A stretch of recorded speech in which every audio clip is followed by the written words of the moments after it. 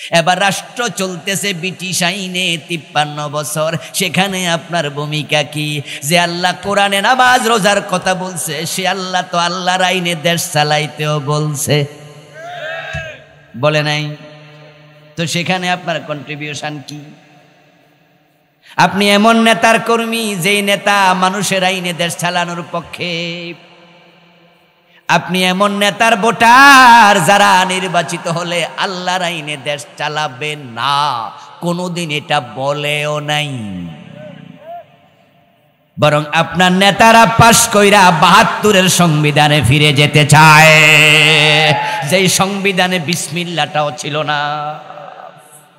আপনার নেতা পাশ করে 72-এর সংবিধান, মানুষের বানানো আইনে দেশ চালাচ্ছে, চালাবে। 53 বছর যারা আল্লাহর আইনে দেশ চালায় না, আপনি তাদের কর্মী, আপনি তাদের ভোটার, তাদের সাপোর্টার। তাহলে আপনার ইসলাম পূর্ণাঙ্গ কেমনে হলো? ইসলাম তখনই পূর্ণাঙ্গ হবে ব্যক্তি জীবন, রাষ্ট্রীয় জীবন, সব জায়গা যখন ইসলাম মানতে আপনি রাজি হবেন। আপনার কাছে 1000 টাকার নোট আছে, যদি টাকাটা অর্ধেক ছিঁড়ে ফেলেন, অর্ধেক ফালাইয়া দেন, বাকি অর্ধেক পকেটে, চলবে? 4 ভাগ করলেন, 3 ভাগ রাখছেন, 1 ভাগ ফালাই দিছেন, এই নোট চলবে? তো আল্লাহর কাছে যাবেন 75% ইসলাম নিয়া, আল্লাহ বলে চলবে না। জোহরের নামাজের ফরজ কয় রাকাত? 3 রাকাত পরে সালাম ফিরাবেন, বাকি 1 রাকাত নাই, সওয়াব তো অর্ধেক হইছে, 70% না বাতিল? পুরা পুরা উদখুলু ফিসসিলমি কাফা, ইসলামে পরিপূর্ণ ঢোকো। আল ইসলাম হুয়া তিলকা শারাঈ আল্লাতী ইয়াতাহাক্কাকু বিহাস সালাম। ইসলাম তাহলে কি? ইসলামের ডেফিনেশন হলো, ইসলাম ওই বিধি বিধানের নাম, ইসলাম কিছু আইনের নাম। ইসলাম নিছক কোনো ধর্ম নাম, ইসলাম হলো কিছু আইন, কিছু বিধান। একবারে টয়লেটে যাওয়ার বিধান ইসলামে আছে, ঘুমানোর বিধান ইসলামে আছে, থুতু ফেলার বিধান ইসলামে আছে, চুল কাটার বিধান ইসলামে আছে, নখ কাটার বিধান ইসলামে আছে, ব্যবসার বিধান ইসলামে আছে, বিয়ের বিধান ইসলামে আছে, আসেনি? আচ্ছা, কোনটা নাই? ইসলাম এমন এক ধর্মের নাম, আল্লাতী ইয়াতাহাক্কাকু বিহাস সালাম, যে আইনগুলো যারা মানবে, দেশ যদি মেনে নেয়, ওই দেশে শান্তি এসে যাবে। রাসূলের ইসলাম একটু দেখেন। রাসূলুল্লাহ সাল্লাল্লাহু আলাইহি ওয়াসাল্লাম যখন মদিনায় গেলেন, মদিনার লোকেরা সবাই মিলে ইসলামকে রিসিভ করলো, কিন্তু মক্কার লোকেরা দ্বিমত করলো। তারা বলেছিল মানব, তবে ফুরানা। মক্কার লোকেরাও কিন্তু রাসূলকে বলেছিল মানব, 1 মাস আমরা, 1 মাস তুমি, ভাগে ভাগে। ও আব্দুল্লাহর বেটা মুহাম্মদ, আমাদের ধর্ম তুমি 1 মাস মানবা, এর পরের মাসে তোমার ধর্ম। কথা বলে না কেন ভাইয়েরা? পরের মাসে তোমারটা আমরা মানবো। মানতে কি রাজি হয়েছিল না? ফুরানা অর্ধেক। তো আমরা বাংলাদেশে কি ফুরানা অর্ধেক? তো মক্কার লোকের চরিত্র আর আপনার মাঝে পার্থক্য কি?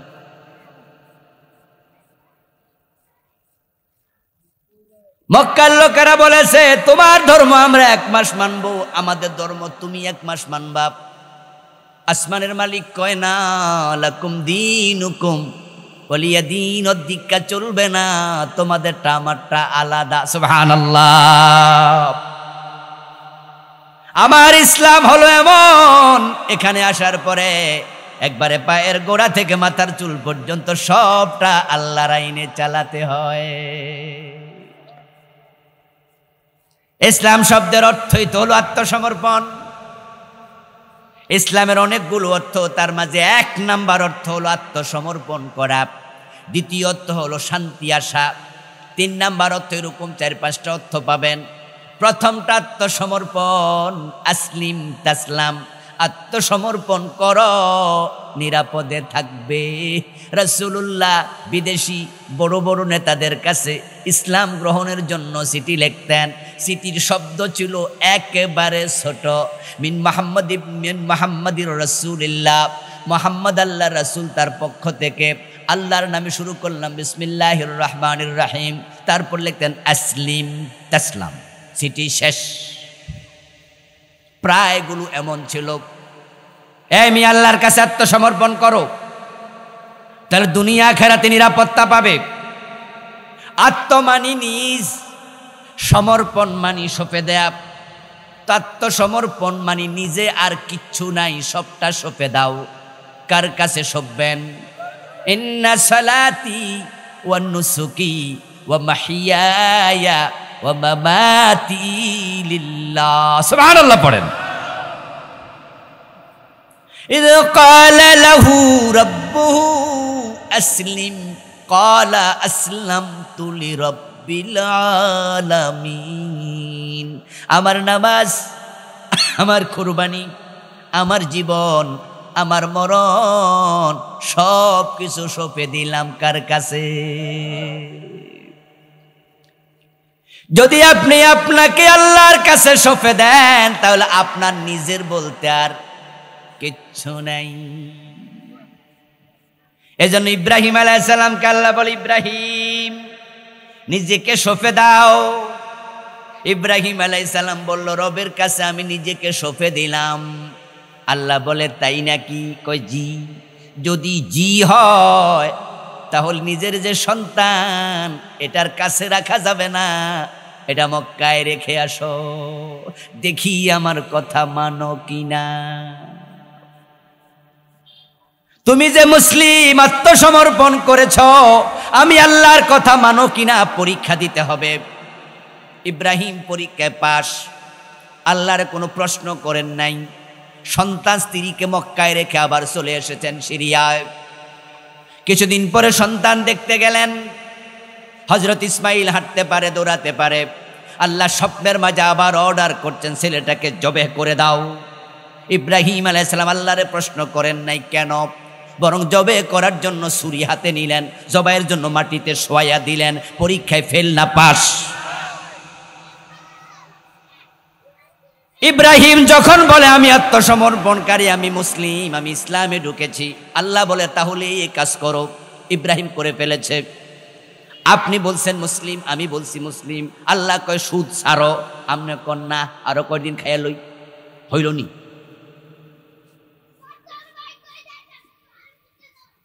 ও প্রিয় ভাই আমার, শুনুন, লিররিবা সালাস ওয়া সাবঈনা বাবা আইসারুহা আন কিহার রাজুলুম মাহু। সুদ খেলে ৭৩টা গুনাহ হয়, সবচেয়ে ছোট গুনাহটা হলো নিজের মায়ের সাথে জিনা। আবার আপনি ভাবছেন আপনি জান্নাতি, আপনি ইসলাম পুরা মানলেন, আপনি বলছেন আমি মুসলিম। ইব্রাহিম সন্তান জবেহ করে দেয় আল্লাহর কথা মানতে গিয়ে। আপনার রব বলে চোর ধরে হাত কাটো।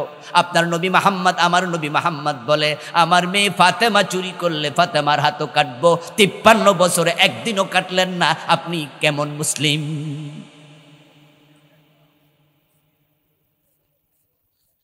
কি বলবেন হুজুর, আমরা কেমনে চোরের হাত কাটবো? আমরা তো আর এমপি না, আইন বানামু কেমনে? চোরের হাত কাটতে হলে সংসদে আইন লাগে, তারপরে এই আইনটা কোর্টে যাবে, কোর্টের হাকিম আদেশ করবে, এবার জল্লাদ হাত কাটবে। তো আমরা তো এমপি না। প্রশ্ন হলো এমপি না, কিন্তু এমপি বানানোর পিছনে আপনার ভূমিকা আছে না নাই? যারা চোরের হাত কাটে না, আপনি তাদের সাপোর্ট করেন, তাহলে বোঝা গেল আপনিও তার দলেই আছেন।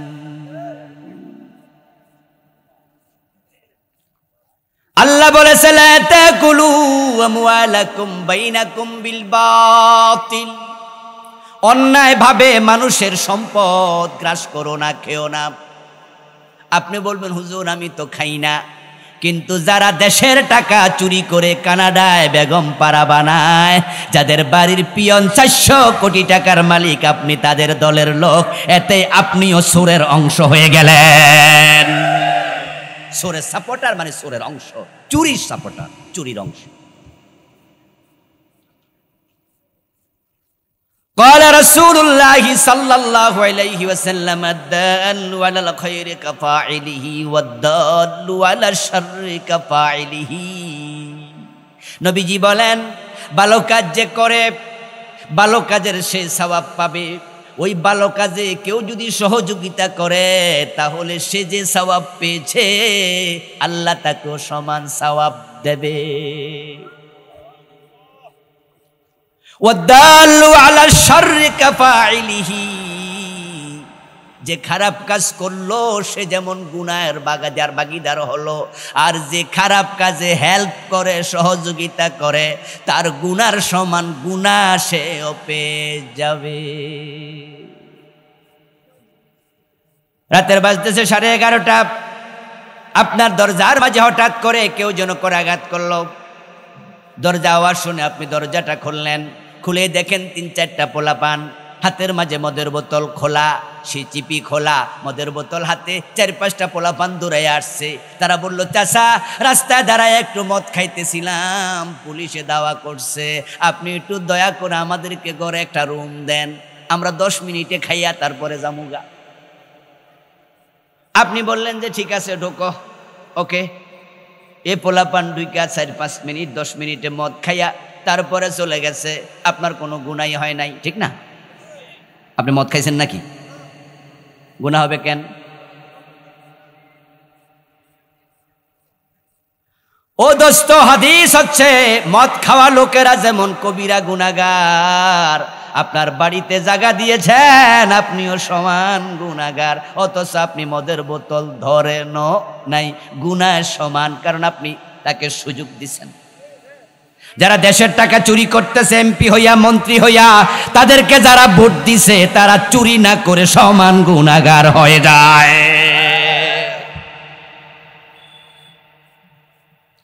আল্লাহর জমিনটা 53-54 বছর একদিনও আল্লাহর আইনে চললো না, কিসের মুসলিম আপনি? আত্মসমর্পণকারী কেমনে?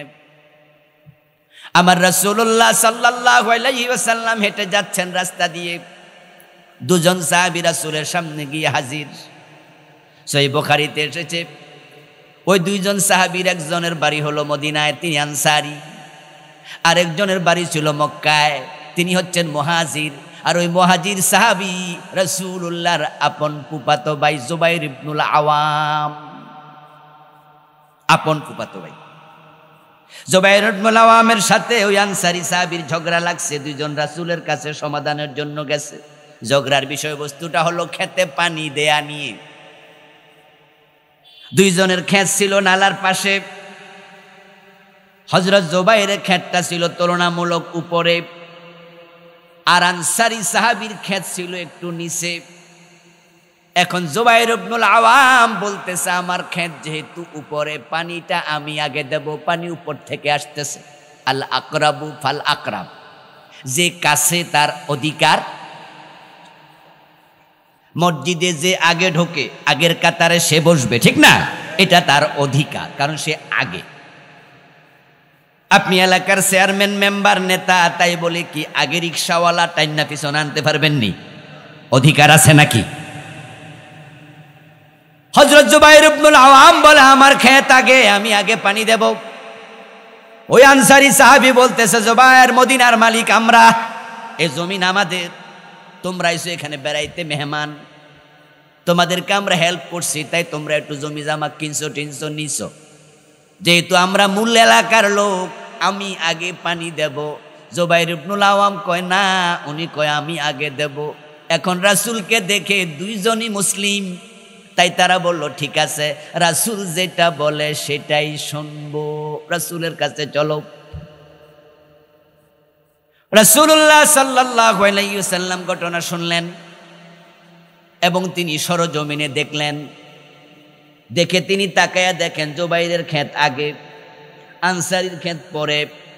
রাসূলুল্লাহ বলে, ইসকিয়া জুবাইর সুম্মা আরসিলিল মাআ ইলা জারিকা, ও জুবাইর তুমি আগে খেতে পানি দাও, তোমার পানি দেয়া শেষ হলে প্রতিবেশীর দিকে পানি ছেড়ে দাও। এই কথা বলার সাথে সাথে ওই আনসারী সাহাবী বলতেছে, আ ইবনু আম্মিকা ইয়া রাসূলুল্লাহ, হে আল্লাহ রাসূল বুঝছি ফুফাতো ভাই লাগে তো, কি নাউজুবিল্লাহ পড়বেন না? হুজুর বুঝছি তো ফুফাতো ভাই, আত্মীয়ের টান তো। ফাতালাওয়ানা ওয়াজহু রাসূলিল্লাহি সাল্লাল্লাহু আলাইহি ওয়াসাল্লাম, প্রিয় নবীর চেহারাটা সাথে সাথে লাল হয়ে গেল, দারুণ কষ্ট পেলেন, তিনি রাগ করলেন। তুই মুসলমান হওয়ার পরে এই মন্তব্য কেমনে করলি?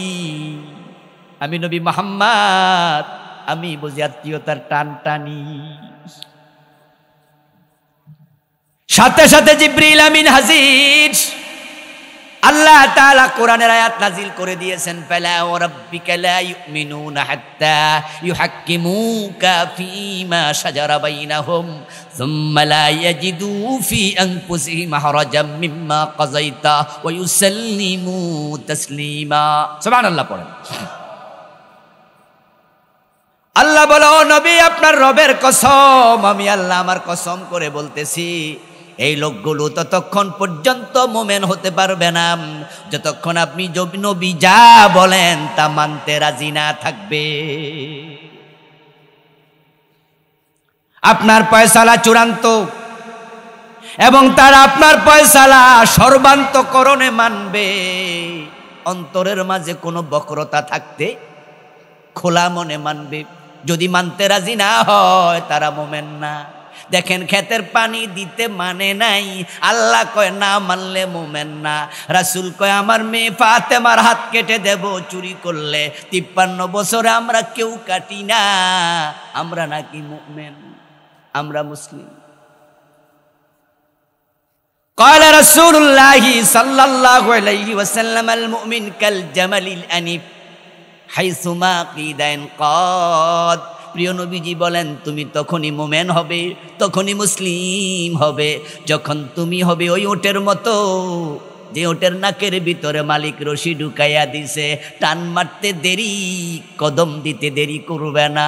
সামেনা ওয়া তানা, তুমি তখনই মুমিন হবে আল্লাহ কোরআনে রাসূল হাদিসে যা বলছে শোনার সাথে সাথে যদি মানতে রাজি হতে পারো। আল্লাহ বলছে ইনিল হুকমু ইল্লা লিল্লাহ, আল্লাহ ছাড়া কারো হুকুম চলবে না। হুকুম কার চলবে? জোরে বলেন, কার?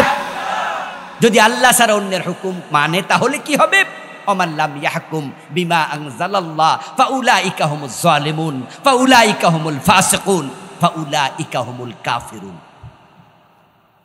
আমি আল্লাহ যে বিধান নাজিল করেছি, যদি আমার কোরআনের আলোকে বিচার না করো, সমাজ না চালাও, রাষ্ট্র না চালাও, তোমরা ফাসিক, তোমরা জালেম, তোমরা কাফের। 92% নাকি মুসলমান? 92% মুসলমানের দেশে আল্লাহর হুকুম চলছেই না। হাইকোর্টে চলে না, সুপ্রিম কোর্টে চলে না, বঙ্গভবনে চলে না, গণভবনে চলে না, শিক্ষানীতিতে চলে না, স্বরাষ্ট্রনীতিতে চলে না, পররাষ্ট্রনীতিতে চলে না, কোনো জায়গায় চলে না। শুধু মসজিদ আর মাদ্রাসায় মানলে বুঝি হবে? ইসলাম পুরা জীবনে মানতেই হবে, পুরা জীবন, top to bottom, bottom to top, everywhere every moment. আল্লাহর কথার বাহিরে চলবেন, ঈমান চলে যাবে যদি তাওবার অনুভূতি না থাকে। শয়তান একটা মানে না, ঈমান শেষ। আর আমরা ডজন ডজন বাদ দিয়েছি। আমার প্রিয় ভাইরা, এবার সুযোগ এসেছে তওবা করার সুযোগ। অগাস্ট বিপ্লবের পরে আলহামদুলিল্লাহ বাংলাদেশের সংবিধান পরিবর্তনের জন্য কথা উঠছে। অন্তর্বর্তীকালীন সরকার ইতিমধ্যে সংবিধান পরিবর্তন হবে না সংস্কার হবে এ নিয়ে গবেষণা করার জন্য লোক নিয়োগ করেছে। বিভিন্ন দল প্রস্তাব দিচ্ছে। কেউ বলতেছে এই সংবিধান 53 বছর আমাদেরকে শান্তি দিতে পারে নাই। এই সংবিধানে আছে চোর ধরে জেলে দাও, কারণ জেলে চোর দিয়া লাভ নাই, এ চোর জেলে যাইয়া ডাকাত হইয়া বাইর হয়। আপনারা বলুন তো, চোর যে সে ভালো মানুষ না খারাপ মানুষ? কিরে ভাই কথা বলে না কেন? চোর কি ভালো লোক না খারাপ লোক? আচ্ছা, সে জেলে গেলে জেলখানার ভাড়া দেয়, বিদ্যুতের বিল দেয়, পানির বিল দেয়, সে 3 বেলা খায়, খাওয়ার টাকা দেয়। টাকাটা কার? সরকার টাকা করতে কানলো আপনাদের। কারণ আপনারা যদি মোবাইলে 100 টাকা লোড করেন তাও কিন্তু এখান থেকে 15 টাকা কেটে নিয়ে যায়, না? এটা হলো সরকারের লাভ। সরকার এখান থেকে ভ্যাট কাটবে। আপনি যদি টাকা ইনকাম করেন সেখানে ইনকাম ট্যাক্স দেওয়া লাগে না? ইনকাম ট্যাক্স 1,15,000, বেশি ইনকাম হলে 1,35,000 পর্যন্ত, 15, 20, 25, 30, 35। সরকার ট্যাক্স নেয় আপনাদের থেকে, ভ্যাট নেয় আপনার থেকে, আমার থেকে।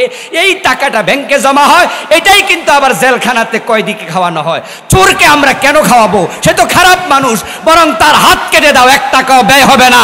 হাত কাটা চোর দেখে অন্য চোররা তার মতো সোজা হয়ে যাবে। ইসলামের আইনটা কত সুন্দর। আপনি যে 6 মাস তারে বসায় বসায় খাওয়াইলেন, এবার আমাদের টাকা খাইলো না, আমাদের টাকার বিদ্যুতের বিল গেল। সে তো খারাপ মানুষ, এর পিছনে আমরা 1 টাকা কেন ব্যয় করব? এরপর রেজাল্ট কি হয়? এই চোরটা জেলে থাইকা বড় বড় ডাকাতের সাথে, কিলারের সাথে তার পরিচয় হয়। কারণ সবাই যে যে চরিত্রে, সে কিন্তু ওই চরিত্রের লোক খুঁজে বাইর করে, ঠিক না? যেমন যদি আমারে জেলে দেয়, কথার কথা, যদি আমারে জেলে দেয়, আমি কিন্তু জেলখানায় ঢুকলে যদি আমার রুমে 20 জন থাকে, আমি কিন্তু দেখবো যে ফজরের টাইমে কে উঠছে। যে লোকটা দেখছি যারা ফজরের টাইমে তো নামাজ পড়ছে, আমি কিন্তু মনে করবো যে এটা আমার কাছে মোটামুটি একরকম। আমি যাই বসমু, গল্প করবো, ভাই আপনার বাড়ি কই, ভাই আপনি কেন জেলখানে আইছেন? সেও বলবে যে আরে হুজুর মানুষ একজন। তাহলে আমার বন্ধুত্ব হবে নামাজির সাথে। আর যদি চোর ঢোকে, তার বন্ধুত্ব কার সাথে হবে? ডেফিনেটলি আর একটা চোর খুঁজে বের করবে। একেবারে স্বাভাবিক কথা এটা, ঠিক কিনা? ঠিক কিনা? হে ডেফিনেটলি আর একটা চোর খুঁজে বের করবে। এখন জেলখানা যে 15 বছর 20 বছরের আসামি আছে, যাদের জেল হয়ে গেছে 20 বছর, এমন আছে না? ডোরা কাটা, গেঞ্জি গায়ে দিয়া, বড় বড় মশলা, এর সাথে পরিচয় হবে, কথা হবে, জিজ্ঞাসা করবে বস আপনি কি কাজ করছেন? বলবো যে গাড়ি ডাকাতি করছি, ব্যাংক ডাকাতি করছি। তখন বলবো আমি তো ছাগল চুরি করছিলাম। এখন আপনি বড় বড় কামগুলা কেমনে করতেন? ও বেটা বলতো ঠিক আছে, কয় মাস? 6 মাস, শিখাই দিন। সৎসঙ্গে স্বর্গবাস, অসৎসঙ্গে সর্বনাশ। এই ছোট্টা ডাকাতের সাথে থাইকা 6 মাসে কেমনে ডাকাতি করে, ডেফিনেটলি এটা শিক্ষা পাইল। আপনি জেলে দিয়ে লাভটা কি হলো? আল্লাহর আইন বড় চমৎকার। চোর নারী হোক আর পুরুষ হোক, যদি হাত কেটে দেয়া হয়, এমপি 10 জন চোর প্রমাণ হলো, হাত কেটে দাও। মন্ত্রী চুরি করেছে, হাত কেটে দাও। সচিব চুরি করেছে, হাত কেটে দাও। এলাকার চেয়ারম্যান মেম্বার চুরি করেছে, হাত কেটে দাও। আল্লাহর আইনে যদি নেতাদের হাত কাটা বাংলাদেশে শুরু হয়, দেশের টাকার বিদেশে পাচার হবে না, দেশটা ঠিকই সোনার বাংলা হয়ে যাবে। আমার প্রিয় ভাইয়েরা, এটা আল্লাহর আইন, এটা আল্লাহর বিধান। এগুলো করতেই হবে আপনাকে, কোরআন দিয়ে দেশ চালাতে হবে। আসুন না আমরা ইসলামে পরিপূর্ণ প্রবেশ করি, আমাদের জীবনের সব জায়গায় ইসলাম মানি, ব্যক্তিগত জীবনে যেমন মানবো, রাষ্ট্রীয় জীবনও মানবো, ঠিক কিনা? যেহেতু কথা উঠেছে সংবিধানের ব্যাপারে, 53 বছরের সংবিধান শান্তি দিতে পারেনি, তাই এটা সংস্কার করো। কেউ বলছে রিরাইট করো, নতুন করে লিখো। আমরা 92% মুসলমান, আমরা মাথা তুলে জোর গলায় যদি দাবি জানাতে পারি, এই সংবিধান সরাইয়া দাও, কোরআনকে সংবিধান বানাইয়া দাও, এ দাবি করার সুযোগ আছে না নাই? এ দাবিটা করেন না আপনি? হযরত ওমর যখন অর্ধ পৃথিবী চালাইছে, মন মতো চালাইছে না কোরআন মতো? সে কোরআন কি আমাদের দেশে নাই? দেশ চালানোর ক্ষমতা কোরআনের নাই? অর্ধ দুনিয়ার সীমানা ছিল 50 লক্ষ বর্গ কিলোমিটার, তৎকালীন যুগে মনুষ্য বসবাসের সীমানার অর্ধেক। আর বাংলাদেশ তো মাত্র 56,000 বর্গ কিলোমিটার। ওমরের ইসলামী রাষ্ট্রটা ছিল প্রায় 100 বাংলাদেশের সমান। সে রোম সাম্রাজ্য ওমরের সময় ইসলামী রাষ্ট্র ছিল। ইটালি রোম সাম্রাজ্য, পারস্য সাম্রাজ্য, ইরান, রোম, সব বিশাল এলাকা ওমর ছিলেন প্রেসিডেন্ট, পুরাটা চালাইছে কোরআন দিয়া। অর্ধ পৃথিবী করেছ শাসন, ধুলার তখ্তে বসে, খেজুর পাতার প্রাসাদ তোমার বারে বারে গেছে বসে। আমাদের কোরআন যদি অর্ধ দুনিয়া চালাইয়া শান্তি দিতে পারে, দেখেছি আমরা শান্তি কাকে বলে। হানাহানি মারামারির সে জাহিলিয়াত পরিবর্তন হয়ে খায়রুল কুরুন হয়ে গেল। অর্ধ দুনিয়ার সম্রাট ওমর গাছতলায় একা একা ঘুমায়া থাকতেন, বডিগার্ডের কোনো প্রয়োজন ছিল না। জাকাত ভিত্তিক অর্থ ব্যবস্থা চালু হয়েছে, মানুষের অসততা দূর হয়ে গেছে, কেউ কারো মাল কেড়ে খায় না, কেউ কাউকে ঠকায় না, কেউ নিজে ঠকে না, মানুষ ঠকায় না। সেই তো মুসলিম, যার হাত থেকে, যার বুক থেকে অন্য মুসলমান নিরাপত্তা পাবে। আমি কেন আপনাকে ঠকাবো? আপনি কেন আমাকে ঠকাবেন? সব মানুষ যখন আল্লাহকে মানতে শুরু করলো, জাকাত দিতে শুরু করলো, গরিবকে জাকাতের টাকা দিয়া দারিদ্র বিমোচন করতে শুরু করলো, প্রিয় নবীর যুগের পর আবু বকরের যুগ গেল, ওমরের যুগে এসে জাকাত বিভাগের কর্মচারী জাকাতের টাকা কাঁধে নিয়ে ঘুরে জাকাত খাওয়ার লোক আর। এ তো সেই ইসলাম, যে ইসলাম আমরা মানছি। আপনার গোলাপটা কলির ভিতরে ফুটতে দেননি, কলির ভিতরের গোলাপের পাপড়ির সৌন্দর্য দেখা যায় না। নাকের কাছে নিলে কাঁচা কাঁচা গন্ধ পাবেন, সুগন্ধ পাবেন না। কলির গোলাপ টিপ দিলে আতর বের হবে না। গোলাপ যদি ফুটতে দিতেন, তাকালে চোখ জুড়িয়ে যেত, নাকের কাছে নিলে মন জুড়িয়ে যেত, চাপ মারলে আতর বের হতো। ইসলামকে দেখেননি, কারণ মসজিদ আর মাদ্রাসায় বন্দি করে রেখেছেন। ইসলামকে সংসদে নিয়ে যান, দেশে ছড়াইয়া দেন, শান্তি এই জমিনে আবার আসবে। নিজের চোখে দেখবেন। এই দেশে 2 জন মন্ত্রী ছিল, 5 বছর মন্ত্রণালয় চালাইছে মাওলানা মতিউর রহমান নিজামী, আলী হাসান মোহাম্মদ মুজাহিদ রাহিমাহুমুল্লাহ। ওদেরকে আপনারা ফাঁসি দিয়ে হত্যা করেছেন, এটা আপনাদের জিজ্ঞাসা, এটা আপনাদের শত্রুতা।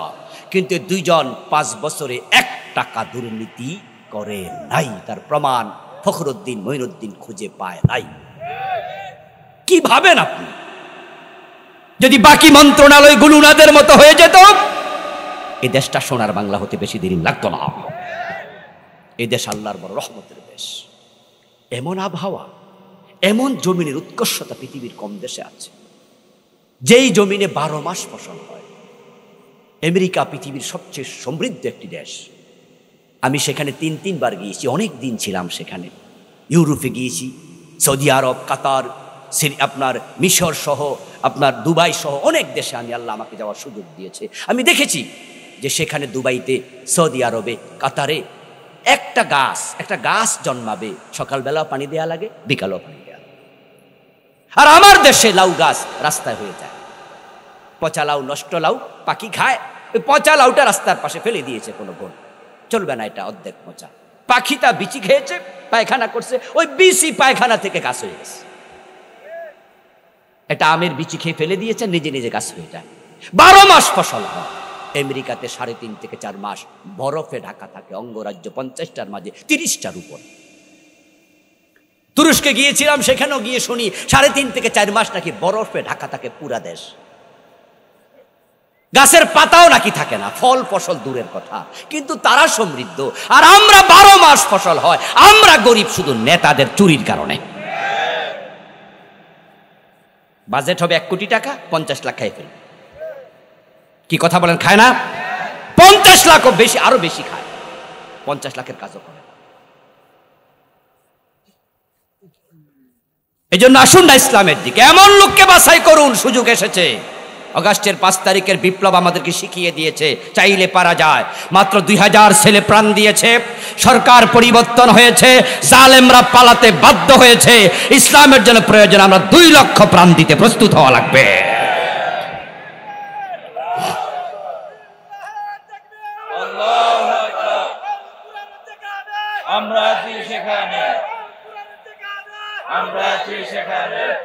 আমার প্রিয় ভাইয়েরা, আমরা আগে ভাবতাম বিপ্লবের জন্য বুঝি অস্ত্র লাগে। না, অস্ত্র যে লাগে না, ঈমান লাগে, সাহস লাগে। এটা 5 তারিখে আমাদের পোলাপান দেখাই দিচ্ছে। এবার অগাস্টে যারা বিপ্লব করলো, জুলাইয়ের 1 তারিখ থেকে 36 দিনে, ওদের হাতে কি রাইফেল, বড় বড় অস্ত্র ছিল? বরং আমাদের পোলাপান, আমাদের ভাই, আমাদের বাস্তা, আমাদের পোলাপান নিজেরা, ঠিক না? ওরা খালি হাতে নেমেছে, বিপ্লব হয়ে গেছে। ওরা বুক ছিটিয়ে গুলি বুকে নিয়েছে, বলেছে মেরো, কয়জন মারবা, আরো সামনে যাও। তারা মারতে মারতে এক পর্যায়ে হয়রান হয়ে নিচে পালায়া চলে গেছে।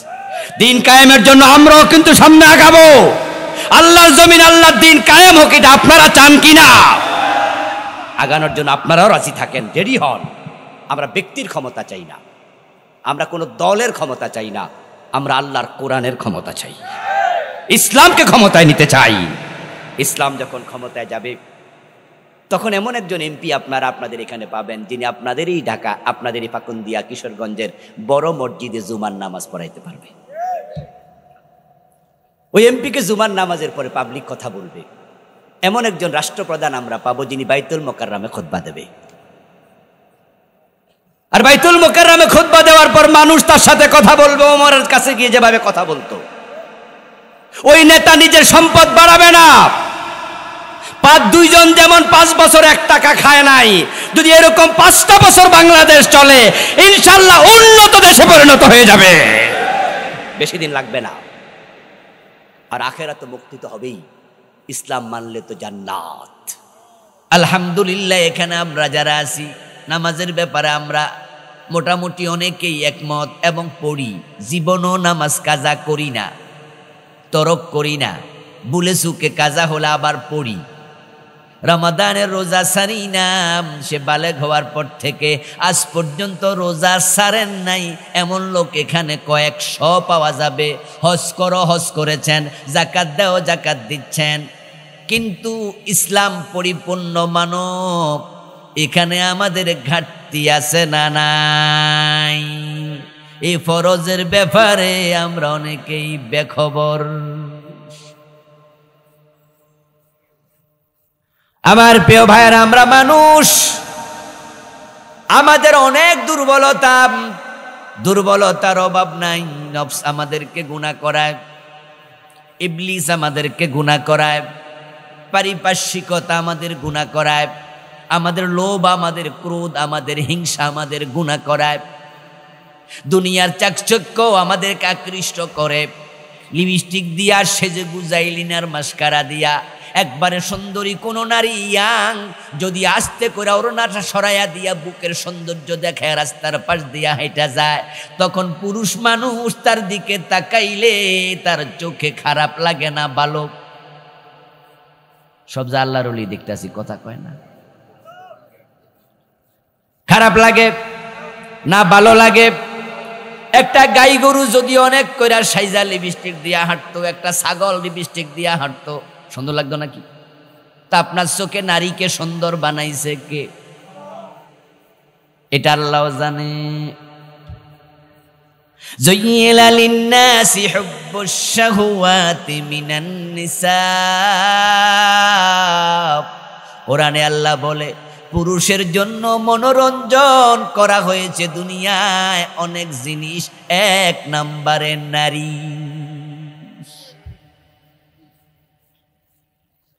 আদম আলাইহিস সালামের ছেলে হাবিল, আদম আলাইহিস সালামের ছেলে কাবিল আপন ভাই একজন একজনকে হত্যা করছে। কোন কারণে জানেন তো? শুধু নারীর কারণে। পৃথিবীর প্রথম হত্যা সংগঠিত হলো নারীর কারণে। আদম আলাইহিস সালামের সন্তান তো জোড়া জোড়ায়, এক জোড়ায় ছেলে আর এক জোড়ায় মেয়ে। যেহেতু তখন পৃথিবীতে কোনো মানুষ ছিল না, তাই ভাই বোনে বিবাহ জায়েজ ছিল। তবে নিয়মটা ছিল 1 জোড়ার ছেলে আর 1 জোড়ার মেয়ে, একই জোড়ায় বিবাহ হবে না, ক্রস। অথচ কাবিল বেঁকে বসলো, সে তার জোড়ার মেয়েকে বিয়ে করবে, কারণ তার জোড়ারটা ছিল সুন্দরী। সুন্দরী নারীর প্রতি মানুষের সহজাত আকর্ষণ। আল্লাহ নিজে কয় আমি এটা নিজে করে দিছি। এখন আপনার চোখ সুন্দরী নারীর দিকে যাবে। এখন আপনার দায়িত্ব। রাসূলুল্লাহ সাল্লাল্লাহু আলাইহি ওয়াসাল্লামকে প্রশ্ন করা হয়েছিল, হুজুর নাজরুল ফুজাতের ব্যাপারে আপনার বক্তব্য কি? রাসূল জবাব দেয়, নাজরুল ফুজাত মানে হঠাৎ চোখ পড়ে যাওয়া একজন মেয়ে সুন্দরী সেজে গুজে হেঁটে, আর যে হলে সিট পায় নাই তাকে মাঝে মাঝে তিরস্কার করতো, বলতো তুই একটা খ্যাত, তোর বুদ্ধি নাই, তোর এইটা নাই, ওইটা পারস না, এজন্য হলে সিট পায় না। সে খুব মাইন্ড করতো যে তুই আমাকে এইভাবে হ্যারাসমেন্ট করস, ছোট করস, এমনি হলে সিট পাই নাই, আমার অন্তরে ঘা, কষ্ট, আর ঘায়ের মাঝে আবার লবণ সিটা দিস তুই। একদিন রাগ করে তার দোস্তকে সে হত্যা করার পরিকল্পনা করে ঘরের মাঝে একটা বড় কাঠের টুকরা, লাকড়ির টুকরা এনে রাখছে তার খাটের নিচে, যে মেসে থাকে। পরে তাকে বলছে, চল আমার মেসে চল, তুই যে কোনো একটা কাজের ওজোর দেখাইয়া, প্রয়োজন দেখাইয়া মেসে নিছে, আর এক বাড়ি দিয়া জায়গায় মেরে ফেলছে। আমার বন্ধু পরে সেও জেলে চলে গেল, লেখাপড়া শেষ, ছাত্র জীবন শেষ, জেলখানায় পুরা জীবন কেটে গেল। দেখেন মানুষের রাগ মানুষকে হত্যাকারী বানায়। কাবিলের লোভ কাবিলকে, ভাই হাবিলকে হত্যাকারী বানাইছে। আমাদের দেশে যত তালাকের ঘটনা ঘটে, 100টা তালাকের মাঝে 99টা রাগ, শুধু মেজাজের কারণে তালাক দিয়ে দিচ্ছে। বউয়ের সাথে স্বামীর সংসার চলবে না, তাই 2 দিন 3 দিন মিটিং হয়েছে, বিচার হয়েছে, মিলতে চাইছে, তারপরও মিলে না। এক পর্যায়ে 2 পক্ষ বৈশা সুন্দরভাবে তালাক হয়েছে। 1000-এর মাঝে 2টাও পাবেন না, বরং অধিকাংশ তালাক মেজাজ খারাপ হয়ে গেছিল, হুজুর তাই দিচ্ছে। গেলাম, কয়টা দিচ্ছেন? গুনতে পারি না হুজুর, যতক্ষণ মন চাইছে দিয়ে এরপরে থামছি। 3-এর নিচে দেয় না। যত তালাক আমি পাই অধিকাংশই মাসালা 3-এর নিচে দিতে শুনি না। কেউ কেউ তো আছে কয় হুজুর 10-20টা দিয়ে দিছি, ভাবিরে পর্যন্ত তালাক দিয়ে দিছি। ভাবিরে তালাক দেয় কেমনে? রাগ উঠছিল, হে মানা করছে জন্য হেরে দিছি। বউর লোকে ঝগড়া করছে, বলছে বউরে তালাক দিয়ে দেবো, ভাবি কইছে কি কস? কোনা তোমারও দিন। যারে পাইছে সামনে হেরে দেয়। এই রাগ আপনাকে কবিরা গুনাহগার বানাবে, লোভ বানাবে, হিংসা বানাবে, নফসে আম্মারা বানাবে, ইবলিস বানাবে, বন্ধু বান্ধবরা বানাবে। আমার আল্লাহ সব জানেন, তাই তিনি তার এই প্রিয় বান্দাগুলোর জন্য একটা তাওবার দরজা বানাইছে। মানুষ যদি তাওবা করে, আদমরে যেমন মাফ করছে, আল্লাহ তার বান্দাকেও মাফ করে দেয়। قال رسول الله صلى الله عليه وسلم التائب من الذنب كمن لا ذنب له। নবীজি বলেন, তাওবাকারী এমন ভাবে আল্লাহ ক্ষমা করে মনে হয় সে গুনাই করে নাই। তাওবা কি? তাওবাতু হিয়ান নাদামা, আত-তাওবাতু হিয়ার রুজু। তাওবা মানে হলো ফিরে আসা, ওই অপরাধ আর করবেন না। তাওবা মানে হলো লজ্জিত হওয়া, আল্লাহর কাছে বলে দেবেন, সরি আল্লাহ, আমি এটা করে ফেলেছি, আমি এর জন্য তোমার কাছে লজ্জিতে ঘোষণা দেয়া। তো ইসলামে আমরা যারা পরিপূর্ণ প্রবেশ করতে পারি নাই, তারা বিদ্রোহী অবস্থায় আছি, আল্লাহর কথার বাহিরে আছি। কারণ আল্লাহর কথা হলো ইসলামে পরিপূর্ণ প্রবেশ করো। ঠিক আপনি যেখানে ঠেকছেন ওখানে তাওবা করতে আপনি বাধ্য, করতেই হবে, নচেত আপনি বিদ্রোহী অবস্থায় মরা লাগবে। এখন ইসলামে পরিপূর্ণ করার আগে ইসলাম তো শিখবেন। ইসলাম কি? আমাদের দেশের অধিকাংশ মানুষ ইসলামে ঢুকবে এটা তো আরো পরে, ইসলামই তো বোঝে না। তারা মনে করে ইসলাম একটা ধর্ম, যেমন হিন্দু একটা ধর্ম, বৌদ্ধ একটা ধর্ম, খ্রিস্টান একটা ধর্ম, ইহুদি একটা ধর্ম, এরকম। এটা ভুল কনসেপ্ট। হিন্দুদের ধর্মের সাথে ইসলামকে তুলনা করো না, ইহুদি খ্রিস্টানদের ধর্মের সাথে ইসলামকে তুলনা করো না। হিন্দুদের ধর্মের কাজ হলো 12 মাসে 13 পূজা, বাকি জীবনে ধর্মের কোনো প্রভাব নাই। খ্রিস্টানদের ধর্ম বর্তমানে যা চলমান সেটা হচ্ছে সপ্তাহে একবার গির্জায় যাওয়া, বাকি 6 দিন ধর্মের প্রভাব নাই। ইহুদির ধর্ম তাই সপ্তাহে একবার সিনেগাগে যায়, বাকি 6 দিন ধর্মের কোনো প্রভাব নাই। বৌদ্ধরা সপ্তাহে একবার তাদের আপনার যে কি জানি বলে প্যাগোডায় যায়, বাকি 6 দিন তাদের ধর্মের প্রভাব নাই।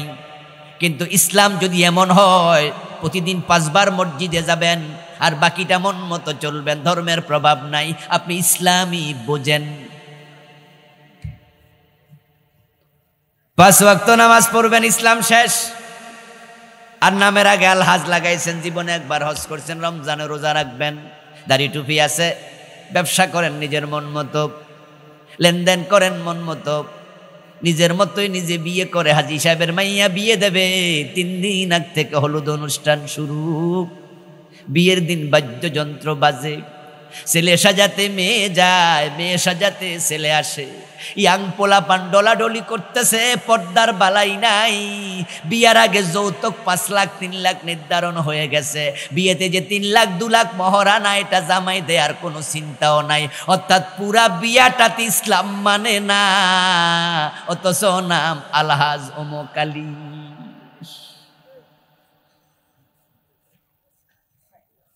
ব্যবসা করতে গেলেন, ব্যবসায় আপনি এমন ভাবে ব্যবসা করতেছেন শরীয়তের কোনো বিধানের তোয়াক্কা নাই। 2 নাম্বার মাল নিয়মিত বিক্রি করতেছেন, ওজনে কম দিতেছেন। ওজনে কম যে দেন আপনার ভিতরে অনুভূতিও নাই, এটা যে হারাম। কাস্টমারের সাথে সারাক্ষণ মিথ্যা কথা বলতেছেন, মিথ্যা বলা যে হারাম এটা আপনি ভুলে গেছেন। অথচ রমাদানে আপনি রোজাদার, অথচ আপনার মাথায় টুপি, মুখে দাড়ি। বাপ মা মরে গেছে 1 বছর 2 বছর 5 বছর, বোন যদি জমির জন্য আসে বোনরে ধমকাই বাইর করে দেন।